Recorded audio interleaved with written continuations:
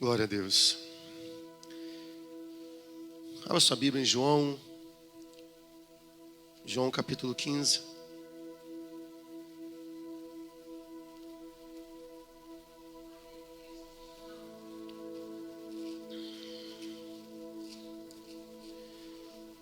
João 15,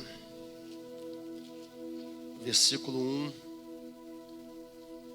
Eu brinquei com a Liriel, falei assim, Liriel, você imagina um pastor que vai trazer uma pregação com 300 passagens bíblicas. Eu falei, agora você imagina esse pastor que vai trazer essa pregação com 300 passagens bíblicas e que esqueceu a Bíblia em casa. Aí eu peguei, então você vai me ajudar aí pra gente projetar bem rápido, porque eu estou com a Bíblia da minha esposa, e quando você troca de Bíblia, irmão, parece que a Bíblia já está amassada no formato do teu dedo. Não é? Mas nós vamos, e aí a gente vai usar bastante aqui o texto, o telão, amém? João 15, versículo 1 diz: Eu sou a videira verdadeira e o meu pai é o lavrador. Em algumas versões diz o agricultor, amém? Vamos orar. Senhor, aqui está a tua palavra. Eu te peço, Pai, que o Senhor me dê condição para explanar a tua palavra juntamente com o teu povo, Pai. Fala ao nosso coração. Eu te peço agora, Pai, para que o Senhor já derrame, Deus, a tua chuva temporã sobre nós.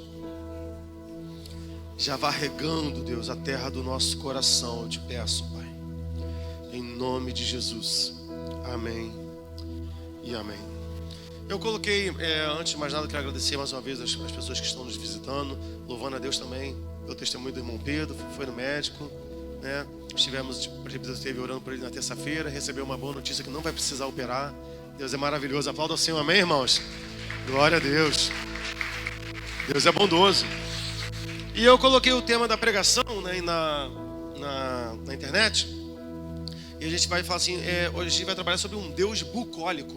A gente, quando fala sobre, isso aqui é uma coisa bucólica, a gente imagina logo a questão de campo, aquela calmaria, aquela coisa devagar, e o termo não é muito propriamente sobre isso. Poderia ter colocado um Deus agricultor, um Deus lavrador, mas o bucólico, apesar de ser relacionado ao campo, não quer dizer que seja algo parado. Até porque a gente tem a falsa noção de que quem trabalha no campo tem uma vida tranquila, e não tem. Não tem. Eu lembro uma vez assistindo um programa na televisão de algumas famílias que vivem no Alasca.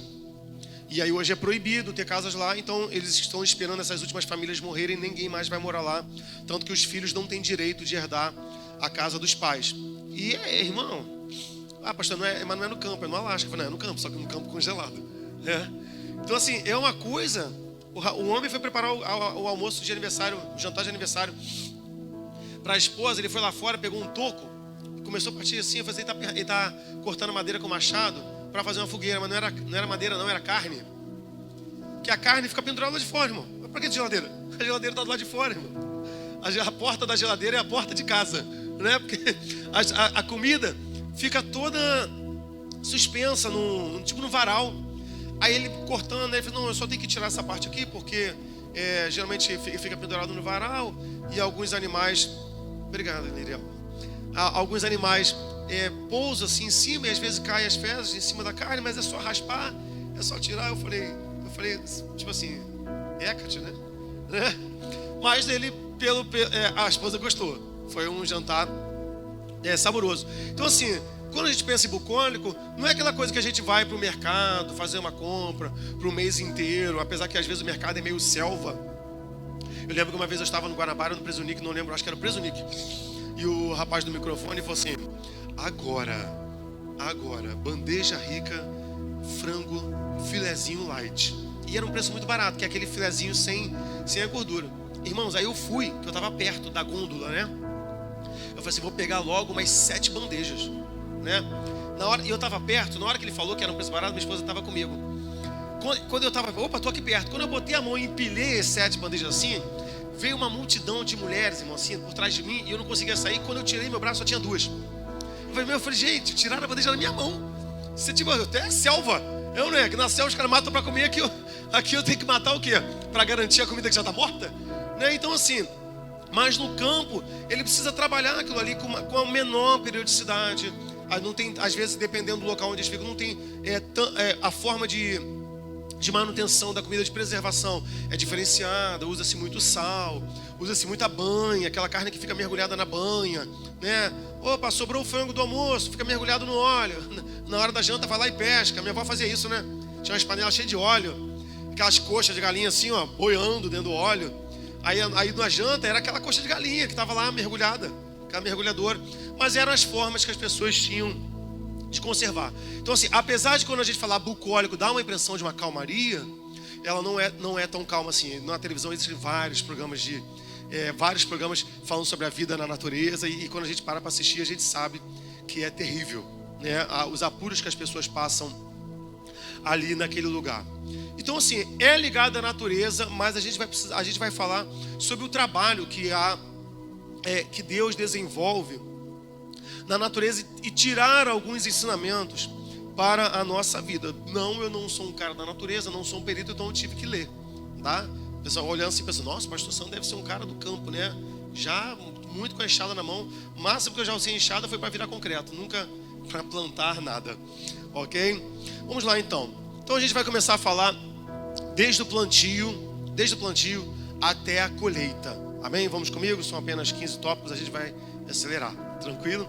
Vamos lá. Então, a primeira coisa que um agricultor faz antes de plantar é arar a terra. A palavra do Senhor diz lá em Lucas 9:62, vai dizer que aquele que põe a mão no arado não pode mais olhar para trás. O solo está ali compactado. Antigamente você tinha um boi ou outro animal e ficava aquele homem com um carrinho que tinha uma lâmina, e aquele boi ia puxando e ele ia guiando aquela lâmina, cortando a terra e tentando manter aquilo ali o tempo todo, indo em direção para frente. Hoje a aragem é feita com maquinários, né? Tem aquelas dragas com aquelas rodas que são a lâmina que vem cortando tudo certinho. Sandro, qual é a importância de se arar a terra? A primeira importância é aerar o solo, já bem parecido com o nome, porque o solo está ali muito compactado, e aí na aeração do solo é permitido que entre o oxigênio e que saia o gás carbônico. Segunda posição, a exposição do sol. Abre sua Bíblia lá em Lucas 24:32. Quando você tem aquele solo ali, aquele compactado, e você mexe aquela terra, a terra que estava ali dentro, ela fica exposta ao sol. E quando a gente fala de lugares muito frios, a gente vai, com a aragem da terra, a gente vai permitir que aquele solo exposto ao sol, o degelo acelere, que aquele gelo formado na terra acelere, que aquela água, aquele gelo possa derreter. Lucas, essa fonte ficou meio apagadinho. Lucas 24:32 assim, obrigado. E disseram um para o outro: porventura não ardia em nós o nosso coração quando ele pelo caminho nos falava e quando nos abria as escrituras? A palavra de Deus, ela tem essa característica na nossa vida. Ela aquece a nossa alma, ela aquece o nosso coração. Quando Jesus vai perguntar assim: quando eu voltar, por acaso eu vou encontrar a fé na terra? A Bíblia diz, olha, nos últimos dias o amor de muitos se esfriaria. Tem uma alegoria que a gente lê sobre uma comitiva de pessoas que foram pegas de surpresa por uma avalanche e ficaram presos numa caverna. E aí eles tinham pedaços de tronco. Claro, não sei se é fato real não, tá? É um texto que eu li, mas há um ensinamento. E quando eles se juntaram ali, pelo fato de eles não se conhecerem, não serem amigos, alguns tinham um tronco, outros tinham 2 pedaços de pau. E um falou assim: vamos juntar as nossas madeiras, vamos fazer uma fogueira. Aí o primeiro não quis dar, porque ele não sabia se o outro era um psicopata. Ele falou assim: não, vai que esse cara é um bandido, quer me matar, eu preciso de um pedaço de pau para me defender. O outro pensou assim: ó, eu estou aqui na caverna, eu não vejo o fundo, vai que sai um bicho daí, eu preciso de um pedaço de pau para me defender. O outro pensou assim: não, eu vou, se eu entregar, eu vou entregar um só, eu vou segurar outro aqui, porque vai que eu preciso desse aqui para fazer uma fogueira para mim e eles morrem. E aí eu tenho fogo mais tempo. Bem, no final da história, diz que uma comitiva de bombeiros chega, desobstrui a entrada da caverna, e quando abre a caverna, todos aqueles homens são encontrados mortos, congelados, agarrados com seus pedaços de pau na mão. E aí, diante daquela cena, há uma fala do comandante, do líder ali, E diz assim, o frio que matou esses homens não foi o frio da montanha, foi o frio dos seus corações. E Jesus vai falar isso pra gente, que no final o amor de muitos se esfriaria, e é o que a gente vê hoje. A gente vê isso hoje. As pessoas sentindo prazer na morte do outro, as pessoas se aumentando o número de filmes de violência, pessoas que investem nessas questões. E terceiro, penetração da água na terra. Hebreus 3, versículo 7 e ao versículo 8, vai dizer assim: ao ouvir a voz do Senhor, portanto, como diz o Espírito Santo, ao ouvir hoje a sua voz, não endureçais o vosso coração. Não endureça o seu coração. Quando a água penetra, ela vai facilitando você mexer naquela terra. Eu não sei se você, alguém aqui já participou de um mutirão de arrancar árvore. A gente arrancar árvore é difícil até ficar só a raiz. Porque quando fica só a raiz, você viu que o difícil era muito fácil. Porque arrancar a raiz, meu irmão, é uma coisa desesperadora, né?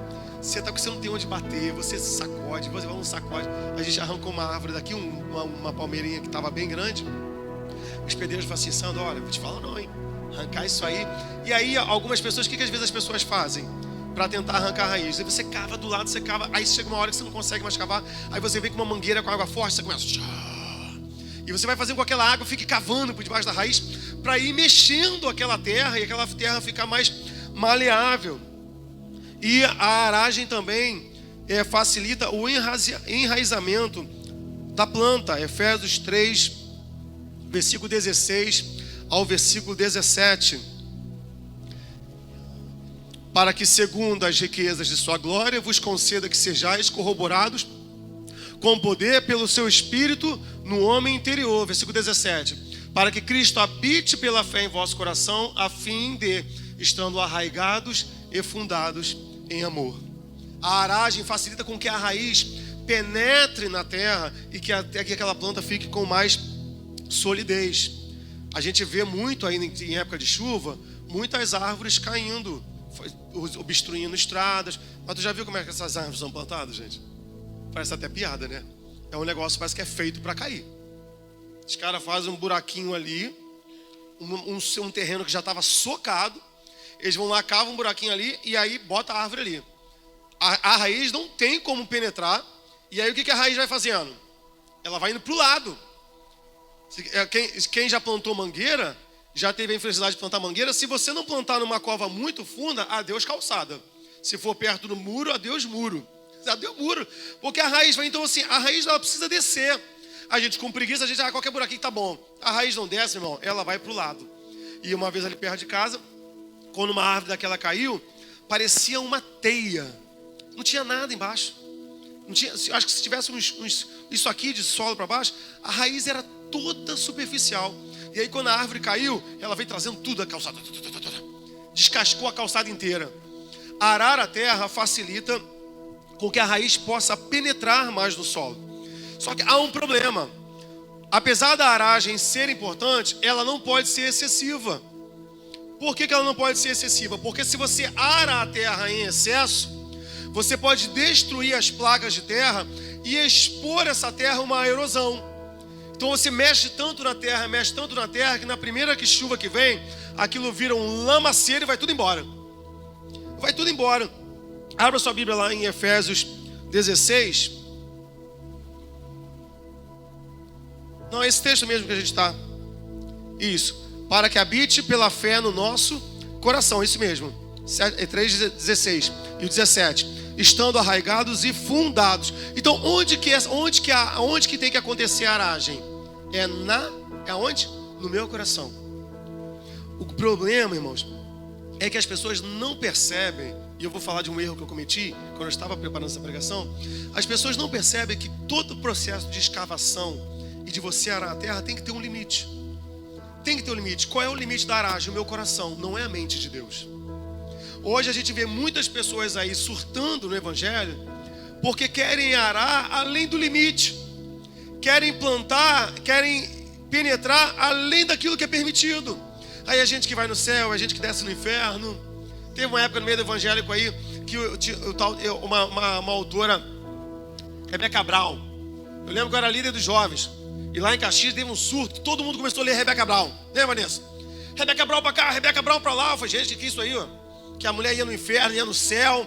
Era uma doideira, divina revelação do céu, divina revelação do inferno. Gente, uma revelação do inferno, como é que pode ser divino? Que interesse é esse? O pessoal quer ir pro inferno, gente? Eu, hein? Aí tá. Aí o pessoal ficava na igreja assim, via demônio, irmão, em tudo quanto é canto. Ó, tem um ali, ó. Aquele vitiador ali, ó. Tô vendo um demônio ali. E via demônio em tudo quanto é canto. Aí eu fui pesquisar sobre essa mulher.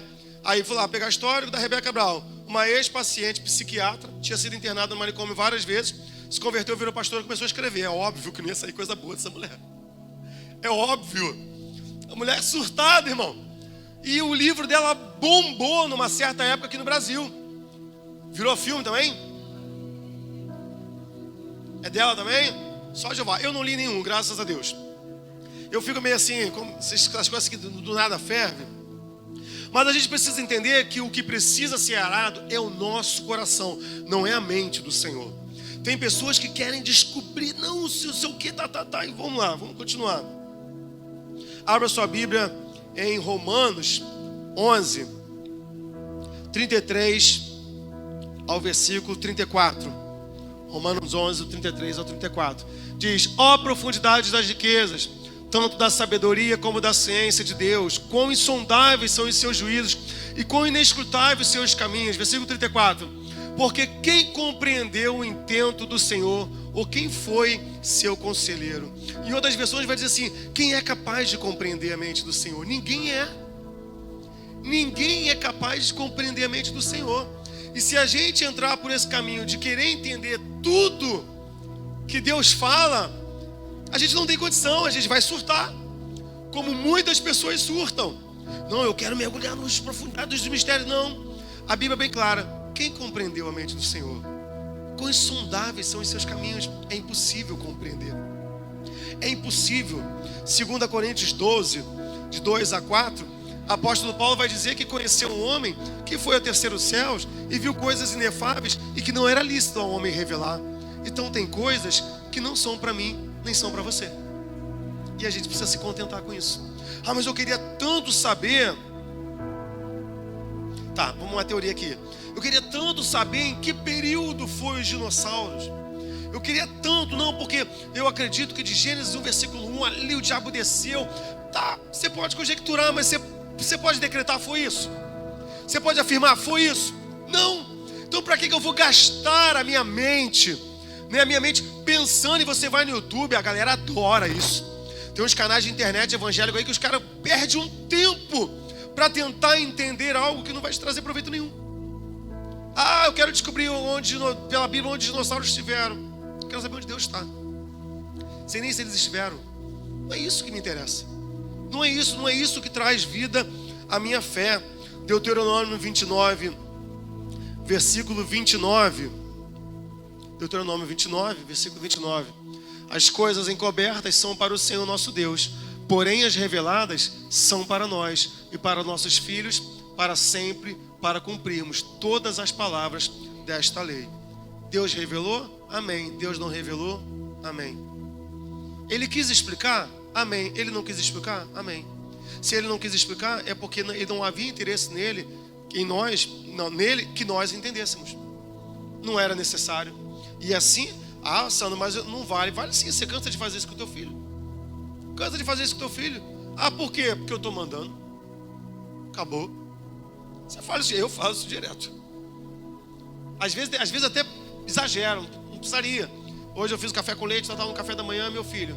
Aí como eu estava esfriando o café com leite, que tinha ficado muito quente, aí eu estava jogando de um copo para o outro, só que aí quando eu jogo para o copo, eu faço assim, ó. Porque quanto mais alto o outro copo tiver, mais ele vai passar pelo vento e mais ele vai esfriar. Lembrei de um vídeo que eu vi na internet de uns orientais esfriando chá. Fazer umas coreografias. Tentei, mas não deu certo não brigou tudo. Mas eu esfriei. Aí só que quando o café com leite caiu, por causa ele vem aerando, fez uma espuma. E às vezes, já estou tão naquela pegada às vezes de corrigir, né? Aí meu filho falou, aí ele falou assim, é o quê? Só que ele nem tinha terminado ainda. Quando ele falou, é o quê? Eu já falei assim, comida. Só que a frase dele não tinha terminado. Ele ia perguntar assim, ele falou, é o quê? Cappuccino? Porque dá espuma. Só que eu nem esperei o cappuccino chegar. Ele é o quê? Comida, come.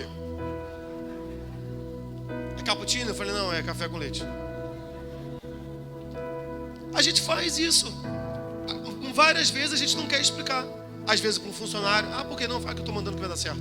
Você não quer explicar. Você sabe que tem que ser feito e você vai e não, faz aí, cara. Estou mandando fazer, você faz. Pronto, acabou. Quem é funcionário, quem é patrão aqui ou que tem comandados aqui, sabe disso. Amém? Tudo bem? Em terceiro lugar, a gente ara a terra, respeita os limites, entende que a palavra de Deus, ela é suficiente para nós, ela é suficiente, ela é exata, não precisa ter mais. Deus deu aquilo que é suficiente. E agora chegou a hora de colocar o quê? A semente. E a gente vai ver aquela imagem que a gente tem na internet, né? De um semeador jogando a semente assim, ó. E a gente vai jogar a semente onde? Na terra. O que é a terra? A terra é o nosso coração. Abra sua Bíblia em Mateus 13. Mateus 13, 23. A Bíblia da minha esposa é uma galeria de arte, gente, olha. Que há alguns anos vai valer milhões. Só meu filho não contribui nada para a natureza. Que destrói de árvore para riscar. Só Jesus. Mateus 13, 23. Mas o que foi semeado em boa terra é o que ouve, compreende a palavra e dá fruto. E um produz 100, e outro 60, e outro 30. Coloca a mão no seu peito e diga assim: a terra é o meu coração. É aí que Deus quer colocar a sua semente. É no seu coração. Entende isso? Compreende? É aí que Deus vai colocar a terra, a semente. E a gente precisa aprender a cuidar. Uma vez eu lembro era um pastor de Portugal, e o ministério dele era muito de cura. E ele falava assim, às vezes a gente ora e a gente acha que a gente tem que ficar pedindo. E ele falava assim, não, ora e agradece. Você vai ficar tirando. Ele falou assim, porque se você bota uma semente no vaso, no outro dia, o que você faz lá? Não nasceu ainda, você tira e planta de novo. Você tira e planta de novo, essa semente vai nascer quando? Nunca. Você plantou, você rega. Você fez um pedido ao Senhor. Senhor, isso. Na sua próxima oração você faz o quê? Você rega. Senhor, eu te louvo porque eu sei que eu já te pedi algo e está no teu controle. Você rega ali, ó. Você não precisa ficar recolocando, sabe? Tira a semente, bota. E tira a semente, deixa eu ver. Ih, não nasceu ainda não, volta. Ih, não nasceu ainda não, volta, vai nascer nunca. Você precisa regar essa semente. Em quarto lugar, quando a gente vai fazer uma plantação, não sei se você já andou por horta, você vai ver que vai ter couve, chuchu, quiabo. Uma vez eu fui lá na terra do pastor Fernando, Santana do Manhuaçu, e a gente vê, irmão, que olha, tem a planta do interior e tem a planta da cidade, gente. Que eu cheguei na horta da creche, eu falei, isso é o quê? É pepino? Ela não é quiabo. Gente, mas é um quiabo imenso. Eu falei, caramba, meu, quiabo é esse, gente? E eu tô acostumado com esse quiabo de mercado, que parece aquela tripinha. Mas uma tripinha magra, dá até preguiça de tu cortar. O negócio é tão pequeno que você tem preguiça. Mas tudo ali tem uma ordem. É couve, é cenoura. Você não chega no buraco, vou aproveitar e vou botar semente de couve, cenoura. Você quer fazer o quê? Um pé de vinagrete? Dá certo não, irmão. Vou plantar tomate, pimentão e cebola, né? Dá certo não, irmão. Você faz só tomate, só... Pé de vinagrete foi péssimo, né? Só tomate, só cebola, só pimentão. Abra sua Bíblia em Filipenses 4, versículo 8. Vai dizer assim: portanto, amados irmãos, tudo que é verdadeiro, tudo que é honesto, tudo que é justo, tudo que é puro, tudo que é amável, tudo que é de boa fama, se há alguma virtude, se há algum louvor, nisso pensai. Não fica com a sua mente misturada. Eu recebi a palavra de Deus, estou com a semente aqui. Aí uma outra pessoa vai lá e planta uma semente de incredulidade, ou então planta uma semente de raiva, planta uma semente de mágoa. Não vai nascer, vai dar problema, porque a semente ela precisa ter o seu espaço reservado. E agora, deixa eu falar para vocês em que eu errei nessa pregação, em que eu fiquei freando ali. Abra sua Bíblia em Levíticos 19, versículo 1 e versículo 2. Diz assim: falou mais o Senhor a Moisés dizendo, versículo 2: Fala a toda a congregação dos filhos de Israel e diz-lhes: santos sereis, porque eu sou o Senhor vosso Deus, sou santo. Versículo 19 agora. Isso. Guardareis os meus estatutos, não permitirás que se ajuntem misturadamente os teus animais de diferentes espécies no teu campo, não semearás sementes misturadas e vestes de diversos estofos misturados não vestireis. A Bíblia vai dizer que, primeiro, 2 sementes misturadas não poderão colocar. Tenta me achar aí, B. Isso. 2 sementes misturadas não podem. O que ele vai dizer? Ou você coloca uma semente ou outra. Depois ele vai dizer, não misturar 2 bichos. Quais são esses bichos? O cavalo e o jumento. O cavalo e o jumento. Deus proíbe que eles cruzassem cavalo com jumento. Para entender, é 27? Para entender que deve ser respeitado aquilo que Deus estabeleceu. Porque do cavalo com o jumento nasce o quê? A mula. E mula reproduz? Não, mula é estéril. O que Deus está querendo dizer? Só a vida onde eu estabeleço. Você não pode inventar uma outra espécie. Ele está deixando bem claro ali naquele momento. E aí, aí onde eu me enquadrei no meu erro?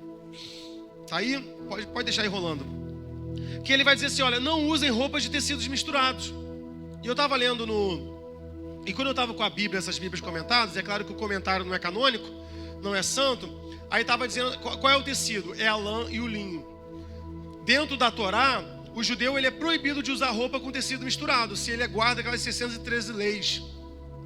Ele não pode usar. E aí eu estava lendo alguns sites deles falando assim, olha, por isso que é importante você comprar roupa de lojas judaicas. Porque se você vai na etiqueta e diz lá 100% linho, 100% lã, você sabe que pela legislação é liberado que haja até 2% de mistura. E sem você perceber, você pode estar pecando. Eu falei, caramba, doideira, doideira. Mas aí, qual foi o meu erro? Que eu estava lendo na Bíblia aqui, eu falei, gente, por que da lã? Por que do linho? Aí o comentarista botou assim, porque lã é trabalho e linho é descanso. Eu falei, caramba, nunca ouvi falar isso na minha vida. Eu falei, vou procurar. Eu estou procurando, onde é que tem lã com trabalho? Onde é que tem lã? Bem, eu gastei muito tempo. E eu não achava lã com trabalho e o linho do descanso. Eu falei, gente, de onde esse cara tirou isso? E eu fui pesquisando, tentar entender algum significado da lã e pro linho e nada. E aí um autor evangélico dizia que era uma coisa, o autor dizia que era uma coisa que não tinha nada a ver. Eu falei, gente, mas não tem uma simetria de pensamento? Aí eu pensei assim, tá na Torá, então eu vou começar a ler site judeu. Vou começar a ler site de rabino. Que talvez pelo menos seja mais exato. E aí eu percebi que uns 4 sites que eu li de alguns rabinos, eles fecharam em um consenso. Qual foi o consenso? O consenso que não tem explicação. Que não tem um sentido. E aí o que eles entenderam? Eles entenderam que foi uma lei que Deus deu só para obedecer. E acabou.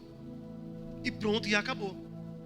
Talvez haja um significado. Talvez haja. Talvez seja a mistura do animal com o santo, porque a lã é do animal, o linho é do vegetal.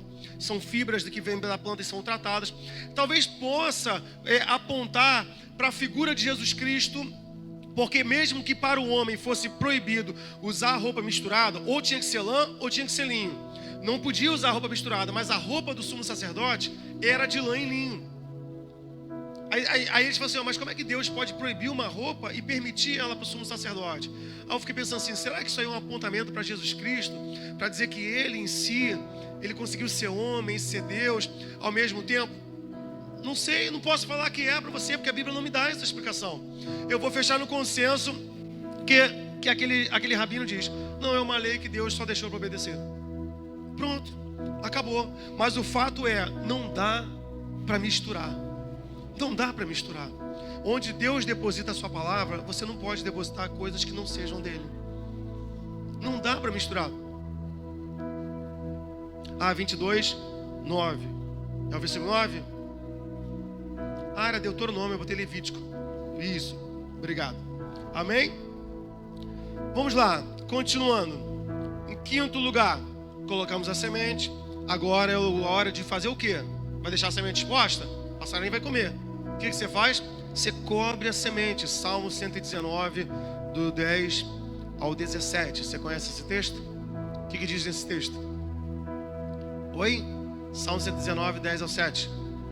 De todo o coração te busquei, não me desviei dos teus mandamentos, próximo versículo, escondi a tua palavra para não pecar contra ti. Você guardou a semente lá dentro. Ninguém toma, ninguém rouba. Eu guardei essa palavra. Eu não fiquei trabalhando ela como se fosse qualquer coisa na minha vida. Sexto lugar, a semente, uma vez plantada e coberta com a terra, ela vai começar a nascer. E aí eu vou lembrar de um desenho, não é muito crente não, tá, esse desenho. Mas eu lembrei, quando eu estava estudando, eu lembrei dos Simpsons. Os Simpsons tinham um vizinho que era evangélico. Esqueci o nome dele. E aí o Homer, é aquela figura, tipo, só toma cerveja. E aí eles tinham uma festa, tipo de não sei se é uma parada de Dia da Independência, que eles faziam carros alegóricos para caminhar. E eles ornamentavam aqueles carros com planta, com flores. E aí o Homer fez um carro imenso. E aquele vizinho evangélico falou assim: mas eu nem sabia que você tinha flor.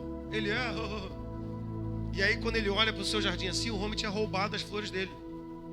E aí aquele vizinho dele falou: não, tudo bem, Homer, se roubar as minhas flores, mas precisava jogar sal na terra? Além de roubar a planta, ainda jogou sal para não nascer mais nada lá. Às vezes tem gente com preguiça de capinar. O que ele faz? Vai lá e envenena a terra. Tem um pozinho que tu joga na planta, meu irmão, nasce nada, sai nem bicho. Uma semente não é capaz de nascer num coração contaminado. Não é capaz. Aquela terra precisa estar preparada. Como é que está seu coração? Como é que está o seu coração? Fala para mim. A Bíblia diz assim: olha, não colocarei coisas más, coisas vis diante dos meus olhos. Como é que está a sua mente? Como é que estão os seus pensamentos? Às vezes a gente fala assim: não, eu queria ser tanto usado pelo Senhor, eu queria tanto que a palavra ebolisse, mas às vezes no meu coração tem tanta mágoa, tem tanto rancor, tanta ira, tanta maldade, tanto desejo, está contaminando o coração. Como é que a semente pura da palavra de Deus pode nascer num coração contaminado? Não nasce. Essa terra precisa estar limpa. 1 Pedro capítulo 1, 1 Pedro capítulo 1, versículo 22 ao 25.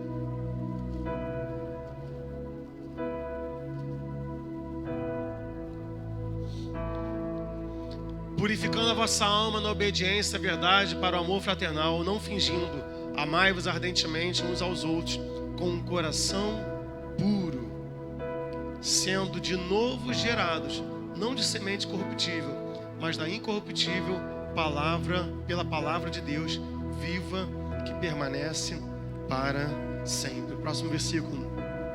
Porque toda a carne é como a erva, e toda a glória do homem como a flor da erva. Secou-se a erva e caiu a sua flor. Versículo 25. Mas a palavra do Senhor permanece para sempre. E esta é a palavra que entre vós foi evangelizada. Mas o que a gente leu lá no primeiro versículo? Esse coração precisa estar o quê? Purificado. Pastor, eu quero ter um ministério. Por exemplo, não sei, por exemplo. Vamos lá, eu tocava teclado. Eu lembro que quando eu cheguei numa igreja e eu tocava teclado, eu cheguei lá pro líder do louvor e eu falei assim, e aquela igreja tinha culto todo dia, e eu falei assim: eu sou tecladista, quero me habilitar, né, para trabalhar na igreja. Ele: legal, mas a gente não precisa não, a gente já tem. Foi assim mesmo, eu era novo na igreja. Tipo, espera novo, hein? Eu falei: então tá bom. Tinha culto todo dia. Aí eu era adolescente, não tinha muito. Eu falei assim: eu vou ficar em todos os cultos. Esse cara vai faltar, meu irmão. Não é possível que ele tenha todos os cultos. E eu sabia que eu tocava melhor do que ele. Na época eu estava estudando bem. Hoje, só Jesus na vida, mão toda enferrujada.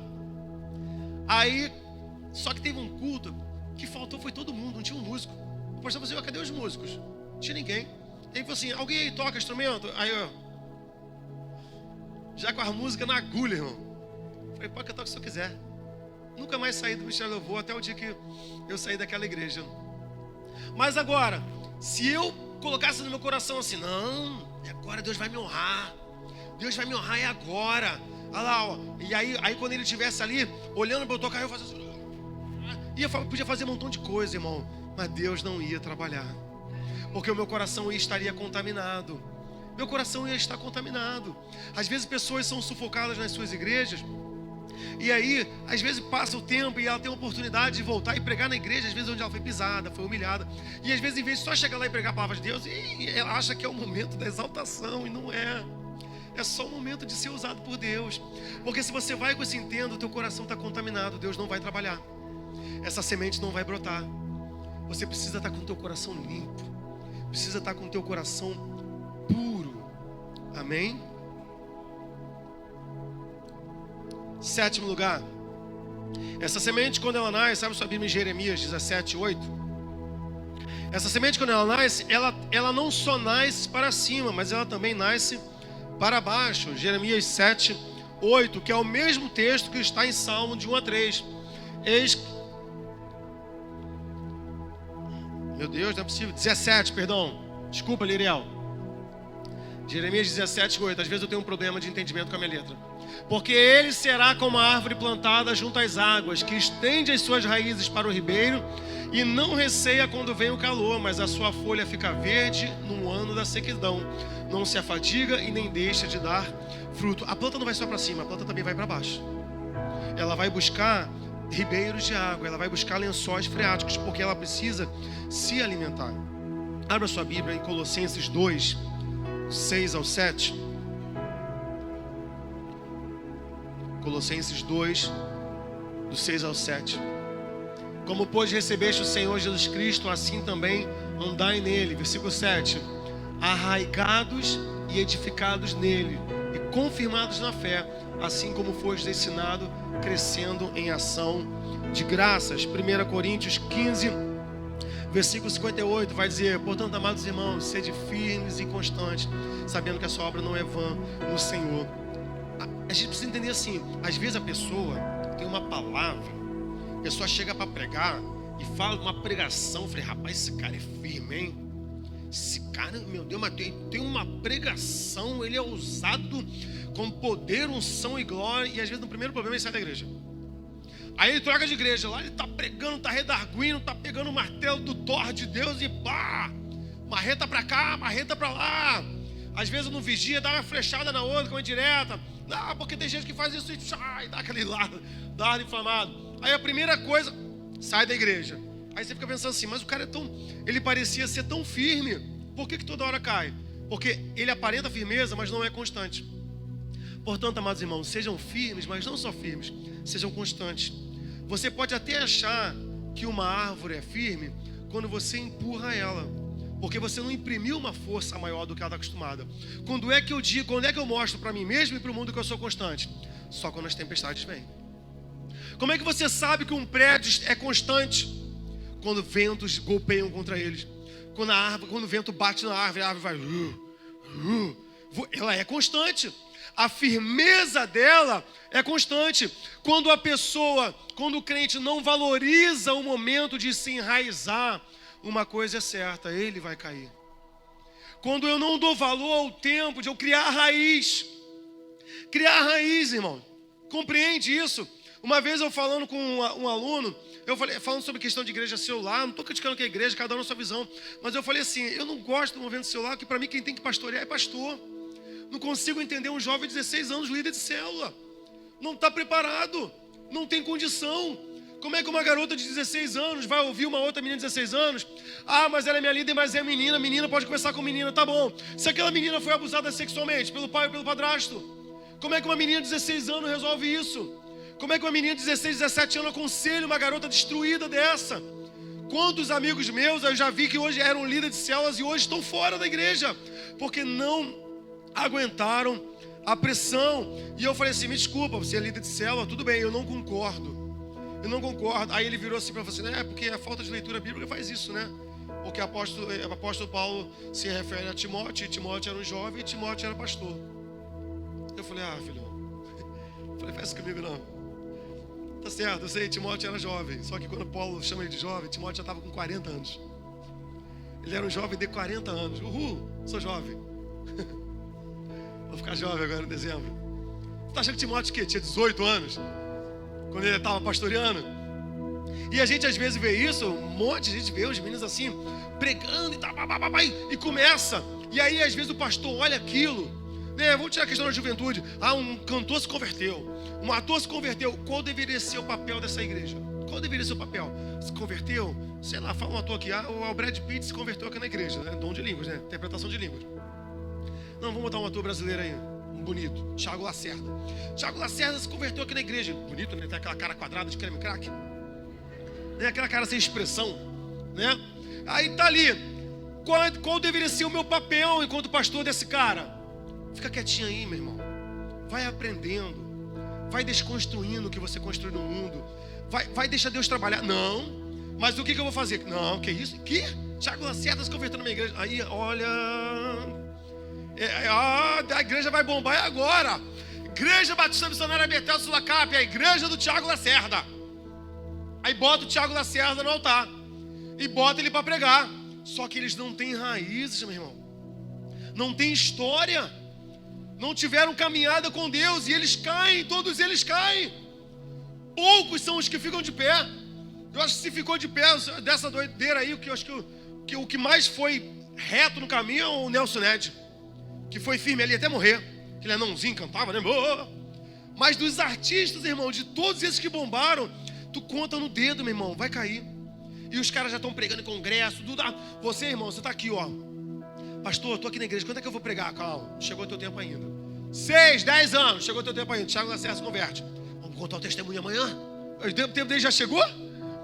Quer dizer que ele já está preparado? Não tem raiz, vai cair. Vai tombar. Às vezes, eu considero uma covardia o que pastores fazem às vezes com os jovens. Tá cheio de vigor, vamos botar no campo. Vamos botar no campo. Não tem estrutura. Não tem caminhada. Bota às vezes para uma linha de frente que não vai aguentar o bombardeio. Não espera o tempo do Senhor. Em 8º lugar, colocou a planta, ela começa a germinar lá embaixo, a sua raiz começa a sair. O que o agricultor precisa fazer? Ele precisa regar. Salmo 147, versículo 8. Abre lá para mim, Salmo 147, 8. Ele é o que cobre o céu de nuvens, que prepara a chuva para a terra e que faz produzir erva sobre os montes. Deuteronômio 32, do 1 ao 2. Deuteronômio 32, do 1 ao 2. Inclinai os seus ouvidos, ó céus, e falarei, e ouça a terra as palavras da minha boca. Versículo 2. Goteje a minha doutrina como a chuva, destile o meu dito, a minha palavra como orvalho, como chuvisco sobre a erva, como gotas de água sobre a relva. Então o que Deus fala assim? Olha, a minha palavra vai cair sobre vocês como chuva. Às vezes a gente não entende assim, meu coração te anseia mais do que uma terra árida e cansada. Então, se você se sente cansado, se você se sente fadigado, parece que você está no deserto, olhe para Deus, Senhor, tua palavra diz em Deuteronômio 32, versículo 2, que o Senhor choveria sobre mim. Estou com a tua palavra aqui, mas estou cansado. Minha vida está ressecada. Estou desgastado pelo sol. Joga essa chuva sobre mim. Eu preciso de um refrigério. Deuteronômio 11, versículo 14. E aqui é um cuidado de Deus incrível. Então darei a chuva da vossa terra a seu tempo, a temporã e a serôdia, para que recolhas o teu cereal e o teu mosto e o teu azeite. Ele vai falar sobre 2 tipos de chuvas, a temporã e a serôdia. A temporã vem no final do outono e do inverno. A temporã é uma chuva longa e fraca. Depois da primavera vem a chuva serôdia. Depois da primavera vem a chuva serôdia, que é a chuva que é curta e forte. Pastor Sandro, qual é o sentido disso? Vou te explicar. Você vai plantar. Você precisa que aquela terra esteja preparada. Lembra que eu falei? Para a penetração da água, é necessário arar a terra para a água penetrar. Que água é essa? A chuva temporã.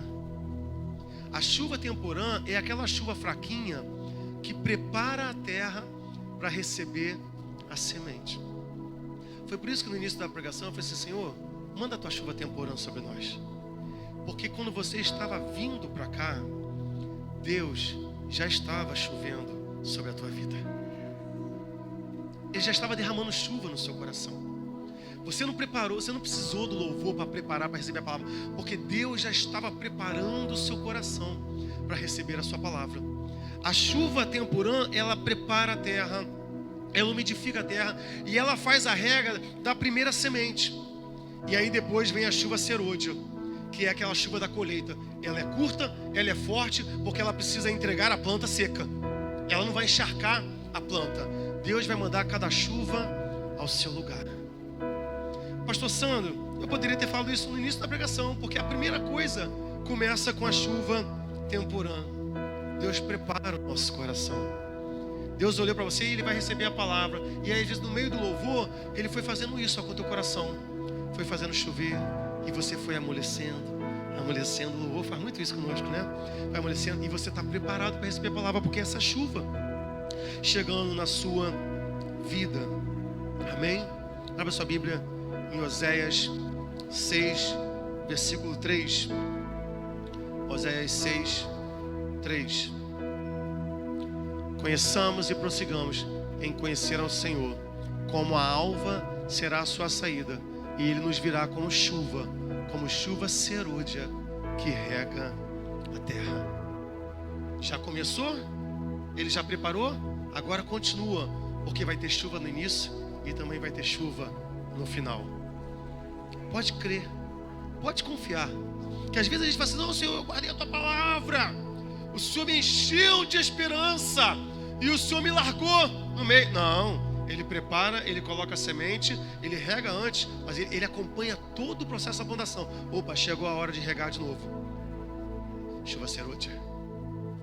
Vou enviar aquela chuva, cada coisa na sua medida. Em nono lugar, aquela semente começa a crescer e ela sempre cresce em direção ao sol. Já viu planta quando girassol? Ele faz isso mesmo, porque o nome é, mas qualquer planta faz isso. Se você colocar uma planta que ela não bata sol e tiver sol perto, você percebe que a planta vai fazer assim, ó. Não sei se você já viu essas mansões que tem a ver com aquelas palmeiras tortas. Aí, gente, olha que ignorância. Gente, uma vez eu vi lá em Cambuinhas, tem muita casa grande, né, bonita. E eu vi uma casa, gente, que idiotice. Eu vi uma casa imensa, parecia uma coisa de novela. E tinha duas palmeiras assim, ó, tortinhas assim, ó, bonito. Eu falei: caramba, eles conseguiram comprar duas palmeiras tortas iguaizinhas. Imbecil. As duas entortaram para ir para o sol. É o mesmo caminho. As plantas crescem buscando o sol, buscando a presença de Deus. Eu não sei se eu já contei aqui, mas quando os judeus faziam os seus templos, a porta do templo era sempre voltada para Jerusalém. E uma vez eu assistindo um programa de televisão, eles entraram dentro de um templo budista, porque eles estavam, a pesquisa era: para onde foram os judeus que migraram para a China? E aí, o templo judeu, né? Mesquita é árabe, no templo judeu é? Fala para mim, mesquita é o árabe, o judeu é sinagoga, obrigado. E aí eles chegaram lá no templo budista, e eles entraram. E aí, como é que eles descobriram?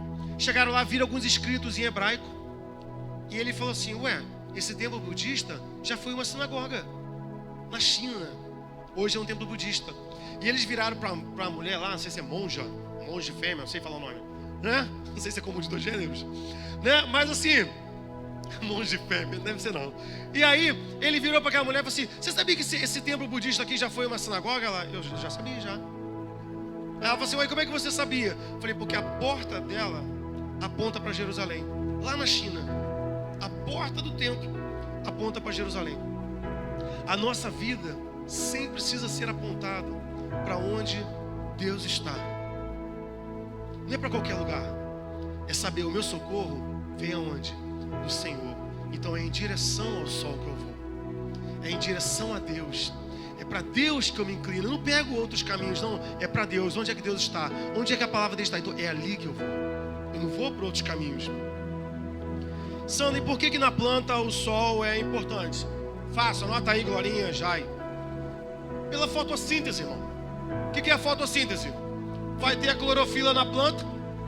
O que é a foto? Foto de luz, síntese e sintetizar. Ela vai pegar o gás carbônico, vai transformar aquele gás carbônico em alimento. A planta vai se alimentar de gás carbônico e vai liberar oxigênio. Olha que legal. Romanos 5, do 3 ao 5. Coloca aí pra gente. Romanos 5, do 3 ao 5. E não somente isto, mas também nos gloriamos nas tribulações, sabendo que a tribulação produz paciência. Vai continuando. E a paciência, a experiência a esperança. Versículo 5. E a esperança não traz confusão, porquanto o amor de Deus está derramado em nosso coração pelo Espírito Santo que nos foi dado. Sabe o que isso quer dizer? Prepara aí para mim o próximo texto. De Mateus 5, do 1 ao 12. Sabe o que isso quer dizer?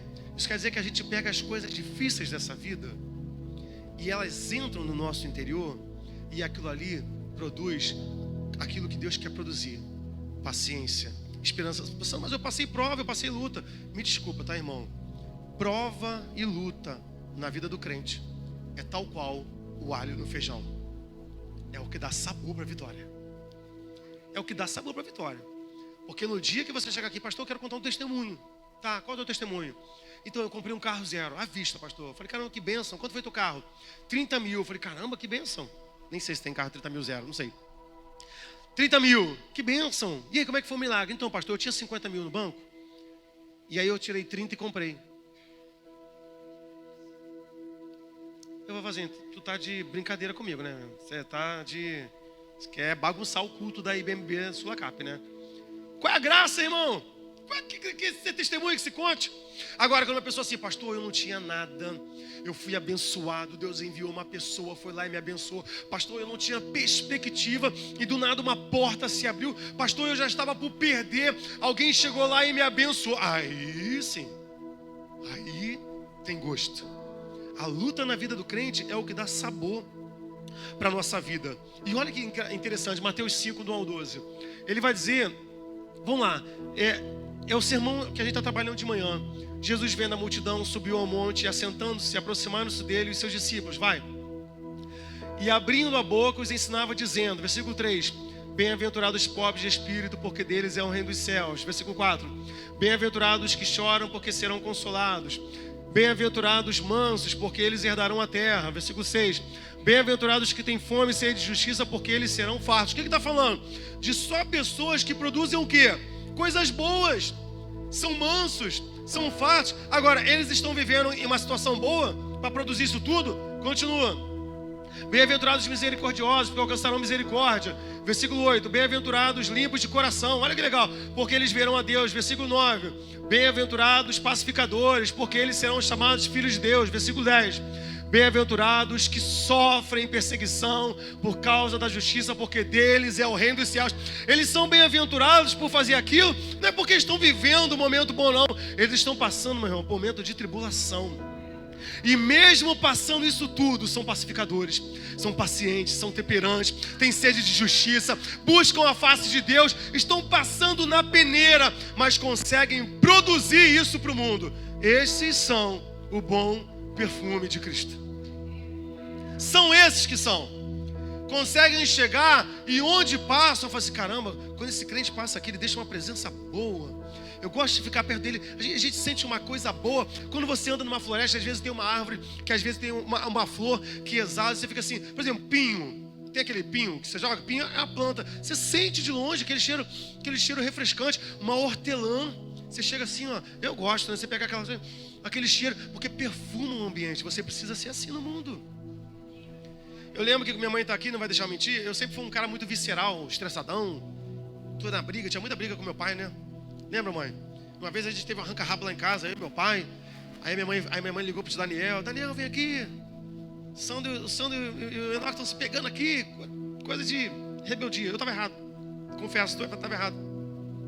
E aí meu tio deu algumas orientações. E aí depois daquele dia, meu tio falou umas 4 vezes para mim. Ele falava assim, Sandro, seja como sândalo, que perfuma o machado que o fere. Ele fala, Sandro, seja como sândalo, que perfuma o machado que o fere. Que o sândalo é uma árvore que a sua madeira é usada para fazer perfume. E toda vez que é arrancado uma parte da madeira nela, ele exala. Está sendo ferido, está sendo cortado, mas está perfumando o próprio machado que o fere. É isso que Deus espera de nós. A pessoa está te agredindo, está te batendo, está te ofendendo, você sabe que ela fala mal de você. Você sabe que ela quer o teu mal. Você sabe que às vezes ela quer roubar o teu lugar. E ela chega lá e você fala assim: minha querida, Deus te abençoe. Perfuma, irmão. Exala a presença de Deus na vida desse irmão. Vamos continuar. Jesus, em 10º lugar, já estou terminando. Mateus 13, do 26 ao 30, algo que você não pode esquecer. Santo, que benção, hein? Eu vou crescer, vai ser tudo mil maravilhas. Vai não, tá? Vai crescer a erva daninha do teu lado. Mas Deus vai me livrar, não vai, pastor? Vai não. Vai não, pastor? Vai não. Ele falou: não, o joio cresce junto com o trigo. A gente arranca não. Deixa crescer, só na hora da colheita a gente separa. Só na hora da colheita. Pastor Sandro, o que você vai fazer com o joio que o inimigo plantar aqui dentro? Porque vai plantar, irmão. O texto diz: olha, o semeador foi lá e plantou, e de noite veio o inimigo e plantou o joio. O que você vai fazer com ele? Eu falei: vou fazer nada. Vou deixar ele aí. Vou deixar ele aí. Às vezes você percebe: vou orar para o joio se converter em trigo. E se não se converter, eu vou falar: é um prazer, uma honra ser teu pastor. Às vezes eu falo isso com uma amiga lá, ela fala assim: Sandro, eu não tenho esse estômago que você tem. Porque às vezes a gente acha que é muito impulsivo. O pessoal fala assim: Sandro, você é explosivo. Eu não sou não. Quem me conhece sabe que eu não sou. Meu pavio, irmão, eu sou muito agitado, mas meu pavio é imenso, assim, pra me estressar. Não sou não, irmão. E tem gente que às vezes é tão tranquila, polida, né? Quando tu fala um ele, explode, né? Abraçar, irmão. Perfumar, vai ter joio do teu lado, irmão, tua vida toda. Sandro, até quando? Até Jesus voltar. Talvez você até morra antes dele. Sandro, fazer o quê? Vai ter erva daninha, vai ter joio. Quer ver uma coisa engraçada, irmão? Eu não sei se é do diabo. Você tem um terreno lá na tua casa, tem nada, você bota uma planta. Só pode ser do inferno, irmão. Só pode ser do inferno. Uma vez eu passei aqui no Carrefour, comprei uma videira. De uva é videira, né? É videira. Aí comprei uma videira, foi crescendo, e eu tô lá, caramba. Aí minha esposa falou assim: quando eu plantei a videira, ela só tinha um pedacinho assim, um galinho assim. Eu já fui esticando arame, eu estiquei uns 6 arames. Ela: pra que estudo de arame? Nem cresceu ainda, mas foi pela fé. Crescendo, e eu esticando arame, que eram 2 telhados. E eu botava arame pra cá, arame pra lá, arame pra cá. E eu já preguei, irmão. Falei na igreja, na minha videira, e pela fé, e a igreja falou assim: caramba, que bonito. Mulher do pastor Sandro com a mulher de Jó. Sem fé, sei o que. Tá bom, irmão. Minha videira ficou linda. Linda. Aquele telhado, irmão, apareceu um bicho branco e um laranja. Uma ferrugem do inferno. Eu não tinha nada lá, meu irmão. Da onde essa praga veio, irmão? E foi comendo a minha videira toda, minhas folhas tudo secando. Falei: caraca, tá arrebentando com a minha videira. E eu botando remédio, o troço matava, eu batia assim na folha, ó. Fazia assim, porque parece uma ferrugem, né? Pra ir embora, tá. Secou tudo, irmão. Secou tudo. Aí eu vou e monto uma programação de jovens lá em casa. Meu irmão. Aí aparece a Tayana, esposa do Diago Renato, já pregou aqui, irmão da Vanessa. Sandra, eu não consigo esquecer daquela tua pregação que você falou, que você esticava arame, não sei o que, foi que a tua videira tá linda. Deixa eu ver a tua videira. Eu assim, ó.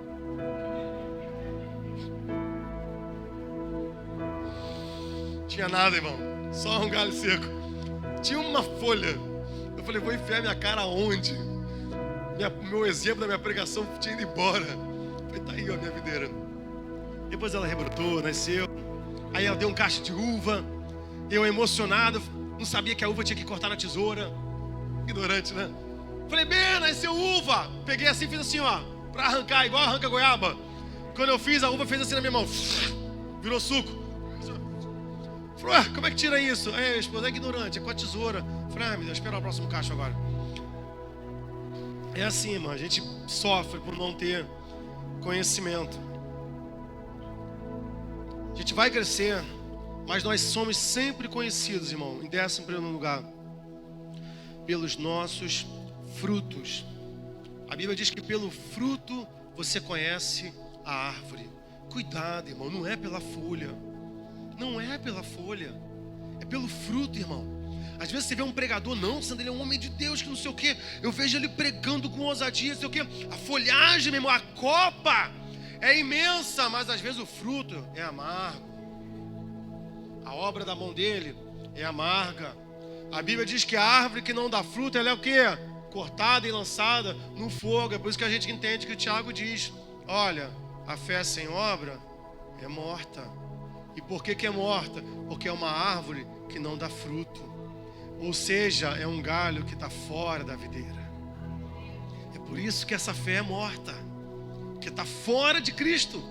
Não é capaz de produzir frutos, não é capaz de produzir obra, porque todo aquele que está ligado em Jesus é um produtor de obras, é um produtor de frutos. Em 12º lugar, você crescendo, irmão, você aumentando, nunca se esqueça do para que Deus te chamou.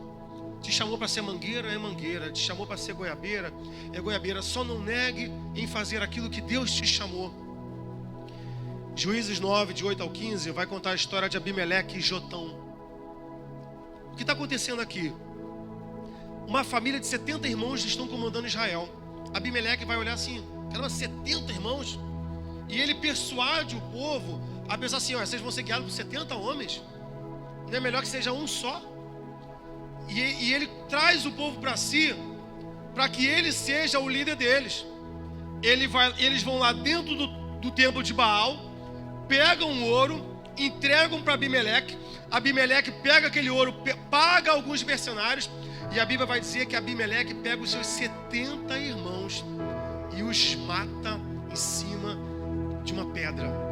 Só um escapa, Jotão. E aí Jotão vai propor uma parábola. Bota aí para mim. Do 8 ao 15. Foram uma vez as árvores a ungir para um rei. Ele vai propor essa história. E disseram à oliveira: reina sobre nós. Versículo 9. Porém a oliveira disse: deixaria eu a minha gordura, que Deus e os homens em mim prezam, e iria trabalhar sobre as árvores? Versículo 10. Então disseram as árvores, a figueira: vem tu e reina sobre nós. E ela vai dizer: porém eu deixaria a minha doçura, o meu bom fruto, e iria labutar sobre as árvores. Versículo 12. Então disseram as árvores à videira: vem tu e reina sobre nós. E eles disseram assim: deixaria eu o meu mosto, quer dizer, o meu vinho, que alegra a Deus e aos homens, e iria trabalhar sobre as árvores. Versículo 14. Então todas as árvores disseram ao espinheiro: vem tu e reina sobre nós. Para aqui. Deus tem um chamado para cada um de nós. Eu não sei se você é videira, não sei se você é oliveira, não sei se você é goiabeira, qualquer eira que você possa ser, mas que Ele tem um chamado para a sua vida, tem. Nem que seja só para fazer sombra, para que pessoas possam encontrar descanso na tua vida. Tem um chamado. E Jotão está falando assim: não nega o teu chamado não. E é por muitas pessoas negarem o seu chamado que as pessoas vão em busca de pessoas que não têm nada para dar.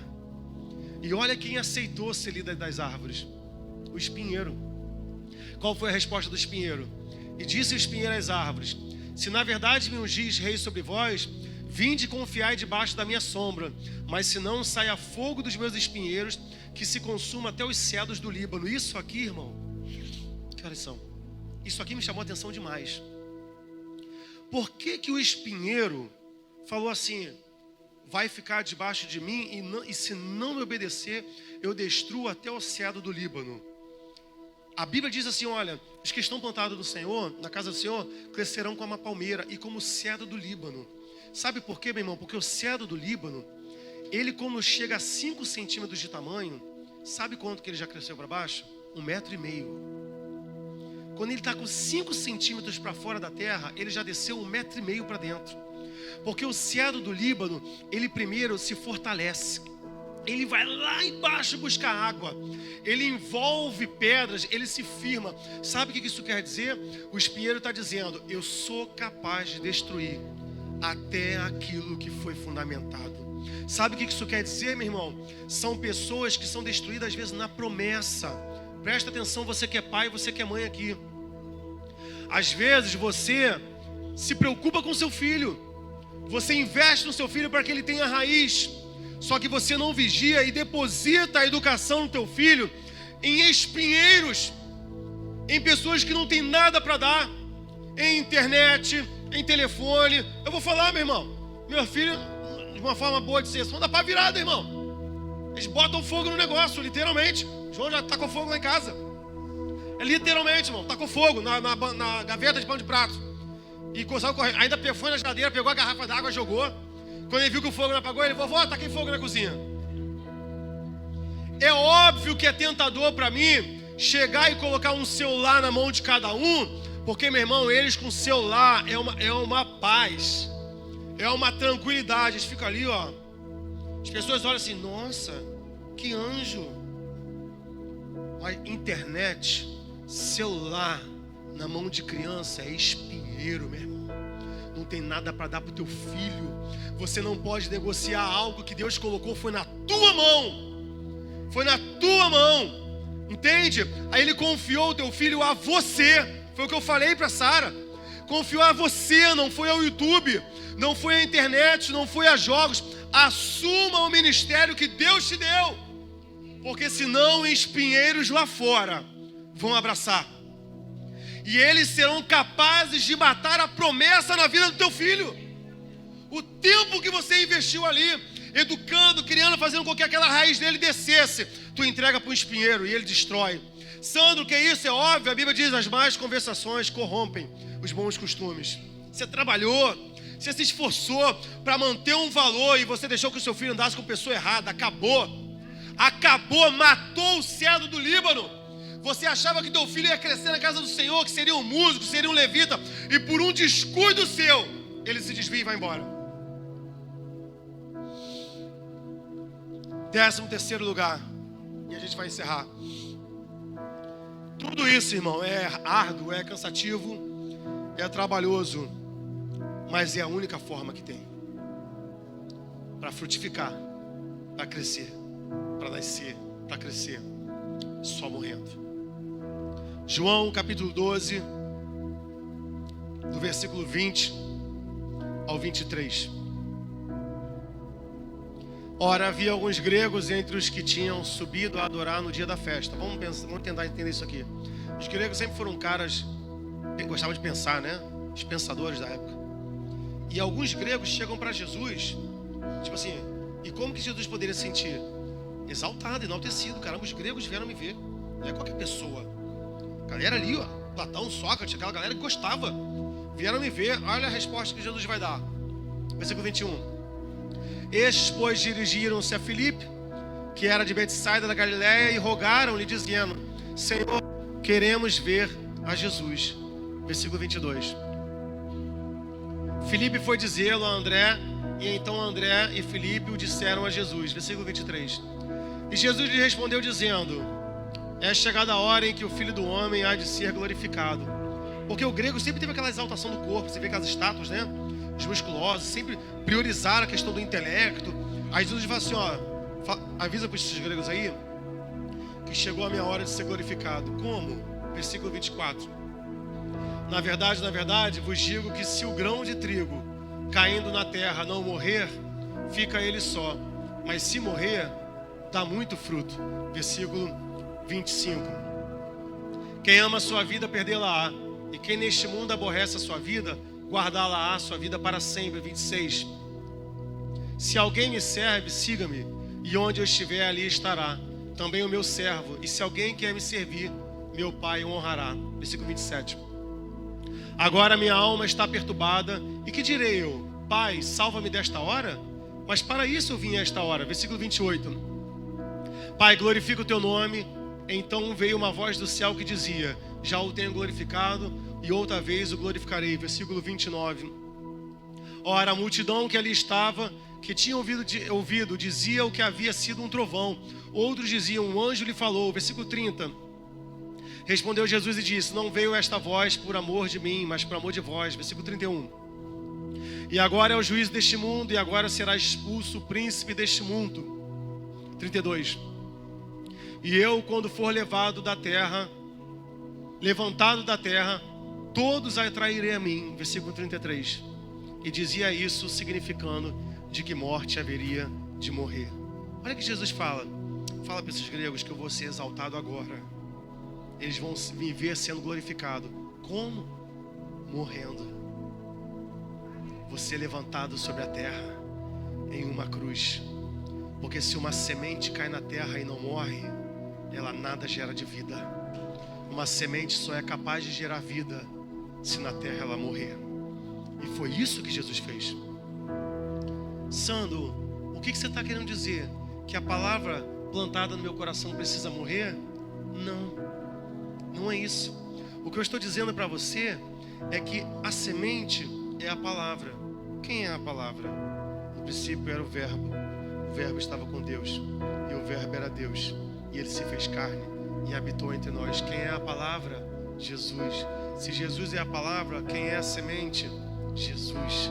E o que significa deixar essa semente morrer dentro de mim? É aceitar o evangelho da entrega e entender que foi por causa da morte dessa semente que dentro do meu coração começou a fluir rios de águas vivas. Foi por causa da sua morte, foi por eu dentro do meu peito aceitar a sua morte, que hoje eu posso experimentar a vida e a ressurreição. Foi porque eu aceitei o seu sacrifício, foi porque eu compreendi o seu sacrifício. É isso que Jesus vai fazer na tua vida, se você abraçar essa palavra, se você abraçar essa semente. A tua vida e o teu coração pode estar um deserto, mas se essa semente cair lá, esse deserto vai voltar a frutificar. Esse deserto vai renascer. Lembra daquele vídeo que a gente passou no início? O que seria da terra sem a ação do homem? É isso que eu estou falando para você. Para de agir. Para de fazer as coisas do teu jeito. Deixa Deus comandar o teu coração, porque ele pode ser um deserto, mas em pouco tempo ele volta a ser um jardim que Deus tinha projetado para você.